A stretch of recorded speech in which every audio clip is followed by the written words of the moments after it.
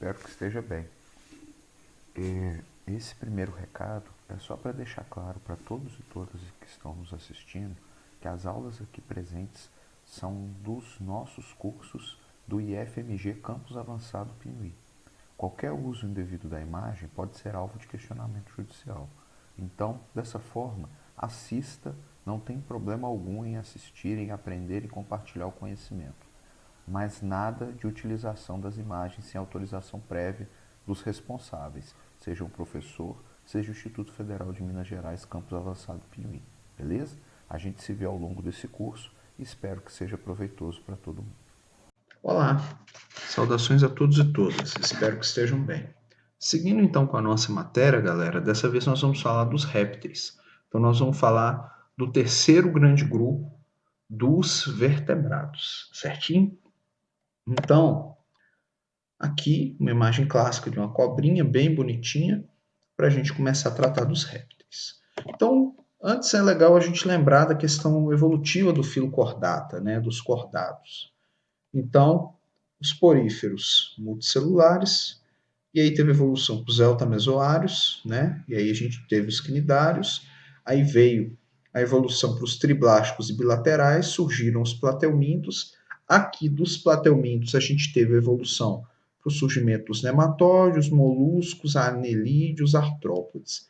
E aqui, né, através da árvore que deu origem então aos plateumintos, a gente teve as evoluções para a formação dos primeiros seres vivos deuterostômios, entre os celomatos, até a diversidade para a formação dos equinodermos, e aqui a formação dos cordados, né, com notocorda e metamelia. É importante a gente destacar, lembrando, né, que os cordados são os únicos que têm notocorda, fenda faringiana, além de tubo nervoso dorsal e cauda. Então aqui, mais uma característica importante, alguns seres vivos perderam a cauda como a gente, né? Os seres humanos não possuem corda. Alguns podem nascer com um resquício de cauda, né? Mas é uma questão meramente anatômica, né? Então, as características que a nossa aula a gente vai abordar as características dos répteis, porque são muitas coisas importantes. Se a gente fosse entrar em detalhes, infelizmente, a gente não ia conseguir dar conta no tempo que a gente tem, né? Então, nas características, pele queratinizada, isso foi muito importante para ocupar o ambiente terrestre. É importante a gente lembrar que a grande diferença dos anfíbios para os répteis foi a capacidade de ocupar o ambiente terrestre. Então, a pele queratinizada foi uma dessas evoluções perceptíveis, né? Por quê? Porque ela evita a perda de água através da superfície corporal. Se a gente lembra lá do sapo, da rã, da salamandra, todos têm a pele muito fina. Inclusive, é fácil de tirar a pele desses animais quando se caça rãs, por exemplo, para abate, para alimentação. Então, a pele é muito fina e precisa ter lugar úmido, né? Porque precisa daquilo dali para eles sobreviverem. Agora a pele já é queratinizada, então não tem perda de água mais através da superfície corporal. Isso foi uma característica evolutiva muito importante que aconteceu com o grupo, né? Que aconteceu com os répteis e foi fundamental para eles ocuparem o ambiente terrestre, tendo tido, inclusive na era mesozoica, sido os principais seres vivos vertebrados do planeta, né? Que foi a era dos dinossauros, né? Então, nesse período aí que a gente tem Triássico, o Jurássico e o Cretáceo, né, a gente teve os dinossauros como principais seres vivos do planeta, né, pensando em vertebrados. Então, desde a queda do meteoro, então a gente não tem mais dinossauros, sobraram alguns seres vivos que já estavam presentes naquela época, né, estão aí até hoje, mas o mais importante para a gente é entender, né, essa questão da perda de água, né? Então, essa foi uma questão evolutiva muito importante, foi a pele queratinizada, igual a gente está vendo aqui em alguns crocodilianos, bonitinhos, porém ferozes. Pulmão eficiente. A gente viu lá nos anfíbios que os pulmões dos anfíbios não resolviam totalmente a questão respiratória, por consequência, precisava de respiração cutânea. Isso agora já não está presente nos répteis. Os répteis têm pulmões muito mais eficientes e, por consequência, através desses pulmões eficientes, eles conseguem, então, fazer todo o processo respiratório. Então, não precisam mais respirar pela pele, até porque pela pele seria impossível, haja visto a sua pele ser toda queratinizada, como a gente viu na imagem anterior. Isso significa o quê? maior área de troca gasosa. E com maior área de troca gasosa, consegue ter uma respiração muito mais adequada para a sobrevivência. E, claro, como eu já falei, essa pele impermeável impede respiração cutânea. Então, agora tem um pulmão de fato, um pulmão eficiente, um pulmão que funciona, né? Isso é uma característica muito importante dos répteis.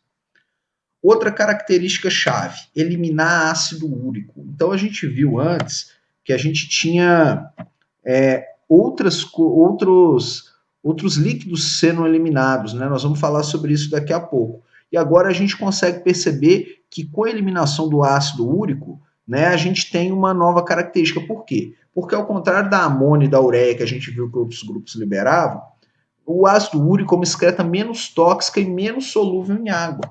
Por consequência, ele pode ser armazenado em maior quantidade dentro do organismo. Então foi uma evolução também do grupo para conseguir sobreviver nessa situação. Então vamos comparar aqui. Os peixes ossos e os girinos, né, liberam amônia, que é extremamente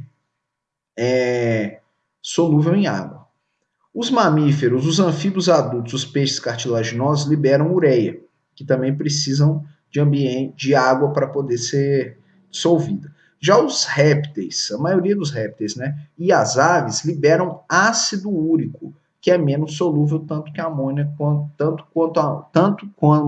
tanto mais que a amônia, como também mais que a ureia. E isso também é uma adaptação evolutiva para não perder muito tempo durante a eliminação de excretas, né? Porque são animais, de forma geral, caçadores, né? Ou presas. Podem ser caçados também, e durante o momento da excreção e da evacuação, são os momentos que os animais estão mais expostos para os seus predadores. Outra característica é o órgão de cópula, né? Então agora a reprodução se torna independente de água. Então o material espermático passa a ser colocado dentro da região ovular da fêmea, igual esse caso aqui dessa serpente. A gente consegue ver aqui seu órgão inoculador masculino para conseguir colocar o caldo espermático dentro da área ovular da fêmea, né? Então, o órgão de cópula é outra característica evolutiva que apareceu. É importante a gente lembrar que lá no caso dos anfíbios, a reprodução, apesar do macho e da fêmea estarem próximos, era na água, e agora a reprodução passa a ser independente da água. Outra característica importante que a gente tem dos répteis. Ovo com casca impermeável e o surgimento de 4 anexos embrionários-chave. Bom, esses anexos embrionários são muito importantes da gente observar, porque eles são importantíssimos do ponto de vista evolutivo. E o ovo com casca impermeável também. Então foram outras duas características, anexos embrionários e ovos impermeáveis, que fizeram com que os répteis conseguissem tomar o ambiente terrestre com bastante sucesso. E aí a gente consegue ver cada um deles aqui, ó. A gente consegue perceber o saco vitelínico, né, que é grande aqui nos répteis e nas aves, nos ovos, né, porque ele armazena material nutritivo para alimentar o feto, né. A gente tem aqui o âmnio, que mantém o embrião no interior do líquido amniótico, então aqui cria um ambiente líquido e o protege, né. Então é importante aqui o âmnio presente com o seu líquido amniótico. A gente tem o coro, que realiza as trocas gasosas e garante uma outra proteção mais externa, né? Apesar do coro ser sua principal função ser a troca gasosa, e o alantoide, né? Que acumula excretas e auxilia nas trocas gasosas. Então, o alantoide vai acumulando as excretas, né? Para poder eliminar na hora do nascimento do bebê, né? Na hora que ele nasce, não precisa mais dessas excretas, aí tudo aquilo não tem mais utilidade, nenhum deles, né? Então, por isso que são anexos embrionários. A parte de embriologia a gente já estudou no primeiro ano. Então, tem que ter atenção nisso daqui, que essas 4 características, esses 4 anexos embrionários, saco vitelínico com âmnio, córeo e alantoide, vão se repetir também nas aves e nos mamíferos, com algumas características próprias, mas elas vão se repetir. Isso são características de todos os animais vertebrados de ambiente terrestre. Então, essa é outra característica muito importante dos répteis, beleza? Bom, seguindo então o revestimento. A epiderme com queratina, que a gente já viu, e ainda pode ter placas de natureza óssea, como o caso dos crocodilianos. A gente consegue perceber aqui, ó, um crocodiliano com placas de natureza óssea, formando tipo chifrinhos, né, que ajudam na proteção contra predadores, que são animais predadores. Então aqui a gente tem o extrato córneo, né, que está associado à placa dérmica ossificada, que é uma estratégia de defesa desses animais contra predadores. E a gente tem também as escamas de queratina, típicas, por exemplo, de cobras, né, que são também importantes para a defesa. Então, tudo isso mostra que a epiderme é queratinizada, fechada, para evitar perda de água através da evaporação e quando está em ambientes secos, como era o caso dos anfíbios. É outra característica importante. Esqueleto. O esqueleto aqui, né? O esqueleto segue o padrão dos tetrápodes, né? Assim, na maioria, a gente tem os ofídeos que não seguem isso daí, que tem o esqueleto axial, crânio, coluna vertebral e apendicular com os membros. Mas tem dois grupos que têm exceção. Os quelônios, né? Que são as tartarugas, né? Tartarugas e cágados, etc., que têm as costelas fundidas em vértebras, né? Com elementos de ossificação dérmica. Então, uma característica própria desses animais, inclusive com a retração da cabeça e da cauda para proteção contra predadores. E, no caso, a gente tem também os ofídeos, né, as cobras. As serpentes não possuem esqueleto apendicular. Né? Então, a gente tem um esqueleto que pode ter 3 características diferentes. Ainda sobre as características dos répteis. Seu sistema digestório é completo, com boca e ânus e cloaca, e merece destaque a questão da boca, né, que é a presença do osso quadrado. Esse osso quadrado, no caso das cobras, permite que a mandíbula possa se abrir a mais de 150 graus. É um negócio extremamente interessante. A gente está vendo aqui uma cobra se alimentando de um ovo, né? E aí, os dois ramos da mandíbula são ligados por músculos e pele. Então, aqui, ó, a ligação de toda essa estrutura aqui, com exceção do osso quadrado, é tudo músculo e pele. E esses ossos cranianos são frouxamente articulados. Isso permite que consiga esse movimento aqui de mais de 150 graus, que é realmente impressionante, uma abertura de maxilar desse tamanho, que garante uma situação como essa daqui, que é de se alimentar de presas, né, de alimentos maiores do que a própria boca do sujeito, a própria boca do indivíduo, né? Como o caso aqui desse exemplo que a gente está vendo. Isso é uma outra característica importante que a gente tem, o sistema digestório completo, com boca e ânus, né? E todos os seus órgãos anexos, e essa característica que merece destaque, a característica dos ofídeos. Sistema circulatório, isso aqui é muito importante mesmo. Então vamos lá. Nós temos aqui a circulação dos répteis não crocodilianos. Eu deixo os crocodilianos para lá. Vamos falar primeiro dos não crocodilianos. Então, aqui nos não crocodilianos, a gente tem o coração dividido quase em 4 cavidades. A gente percebe aqui, ó, o coração ainda quase em 4, mas tricavitário. Então, a gente tem 2 cavidades aqui e uma começando a se dividir, que é semi-separada pelo septo de Sabatier. Tá? É o nome dessa estrutura aqui. Então a gente ainda tem mistura de sangue arterial e sangue venoso, mas menos do que os anfíbios, o que garante, por exemplo, que a circulação de tartarugas, lagartos e cobras seja muito mais eficiente do que qualquer um dos anfíbios. Beleza? Isso é muito importante. Mas ainda tem mistura de sangue arterial e sangue venoso aqui, diminuindo ainda o potencial. Entretanto, nós temos os crocodilianos. Os crocodilianos possuem já o coração tetracavitário, 1, 2, 3, 4 cavidades. Isso mostra, inclusive, de onde veio a evolução de aves e mamíferos. Veio dos crocodilianos, isso é muito importante. A similaridade, quando a gente estiver estudando aves com os répteis, né, com os répteis crocodilianos, a gente vai perceber que é muito grande. Então, isso aqui é uma estrutura que mostra de onde veio a evolução para esses grupos, né, para ambos os grupos, já que tanto aves quanto mamíferos evoluíram de espécies extintas de répteis, né? Então, um não deu origem ao outro, não tem nada disso não. Aves e mamíferos experimentaram evoluções durante o mesmo período, inclusive os mamíferos surgem antes das aves, tá? No início da era Mesozoica, com os sinognatos, e depois eles são extintos, mas outras espécies permanecem ainda vivendo de maneira fortuita e com um tamanho corporal menor durante toda a era Mesozoica, quando os dinossauros estavam ocupando o território terrestre, né? Então é importante estar atento a isso para não vacilar.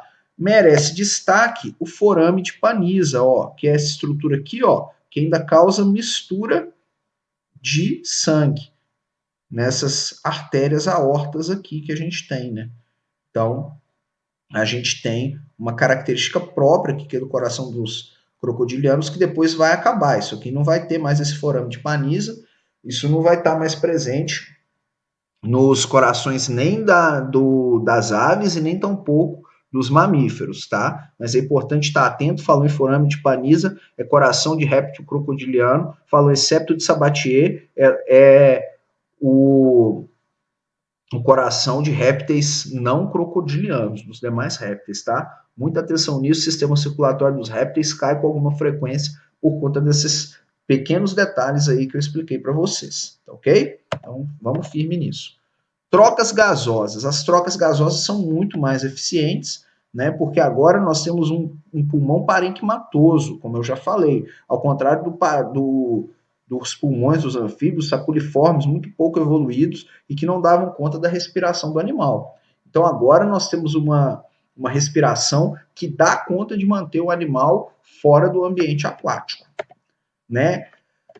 A excreção com ácido úrico, né? Mas ainda tem algumas situações anexas que merecem destaque. As tartarugas marinhas, né? Que tem uma glândula aqui próxima ao olho, que são essas glândulas de sal, e elas liberam o excesso de sal aqui próximo ao olho, né? Fica parecendo até que está chorando quando elas estão fora da água, parece até uma gota de choro. Mas é uma característica para eliminar o excesso de sal do ambiente desses animais. Outras características importantes que os répteis possuem: órgãos dos sentidos. As tartarugas cheiram muito bem, sentem muito bem o cheiro, entretanto, escutam muito pouco. Então, tem o olfato muito desenvolvido. No caso dos lagartos, a visão é muito desenvolvida, né? São predadores, então precisam de uma visão desenvolvida. E no caso das serpentes, a gente tem visão e audição deficiente. Entretanto, tem o órgão de Jacobson e as facetas loreais. O órgão de Jacobson fica aqui e ele acontece o seguinte: a cobra, quando põe a linguinha para fora, quando a gente vê a linguinha, né, fazendo aquele movimento, é como se ela estivesse cheirando pela língua, porque ela traz essas substâncias que estão presentes no ar para dentro aqui do órgão de Jacobson, e o órgão de Jacobson faz a leitura, então, do que está presente naquele ambiente. O órgão de Jacobson auxilia, inclusive, na predação, porque ajuda a identificar presas e ajuda a identificar também quem são os membros da própria espécie, através do cheiro, né? Em especial quem é da mesma família. Família mesmo. Não é a família taxonômica, não. De quem é da mesma família, para evitar ataques ao mesmo ou gene parecido. E tem a fosseta loreal também, que está no grupo da serpente viborina, né? E aqui a fosseta loreal ela tem um papel de identificar calor. Então ajuda